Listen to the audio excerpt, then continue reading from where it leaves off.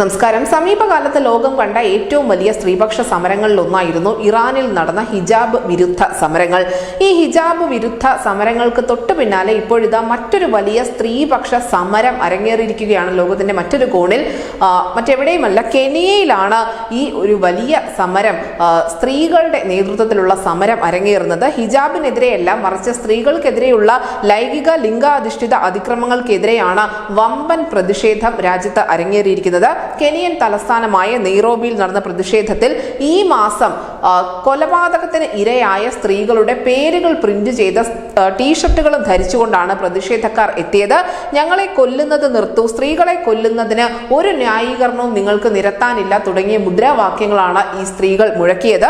ഒരു രാജ്യം അവിടുത്തെ സമ്പന്നരോട് എങ്ങനെ പെരുമാറുന്നു എന്നതിലല്ല ആ രാജ്യത്തിന്റെ ഗുണം അളക്കുക, മറിച്ച് അവിടുത്തെ ദുർബലരെ എങ്ങനെയാണ് അവർ പരിപാലിക്കുന്നത് എന്നതിനെ ആശ്രയിച്ചായിരിക്കും എന്ന ഒരു വലിയ മുദ്രാവാക്യം കൂടി ഇവർ മുന്നോട്ട് വെക്കുന്നുണ്ട്. എന്തായാലും ഈ വർഷത്തിന്റെ തുടക്കം മുതൽ ഇതുവരെ 14 സ്ത്രീകളെങ്കിലും അവിടെ കൊല്ലപ്പെട്ടിട്ടുണ്ട് എന്നാണ് റിപ്പോർട്ടുകൾ വ്യക്തമാക്കുന്നത്.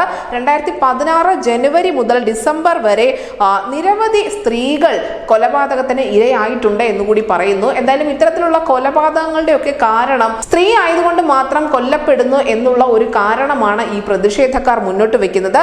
ലിംഗാധിഷ്ഠിത അക്രമ കേസുകളിൽ കെനിയൻ കോടതികളിൽ വളരെയധികം സമയമെടുക്കുന്നു വിചാരണയ്ക്ക് മറ്റുമായി എന്നത് ഇത്തരത്തിലുള്ള കുറ്റകൃത്യം ചെയ്യുന്നവർക്ക് കൂടുതൽ പ്രോത്സാഹനം നൽകുന്നു എന്ന വിമർശനം കൂടി പ്രതിഷേധക്കാർ മുന്നോട്ട് വെക്കുന്നുണ്ട്.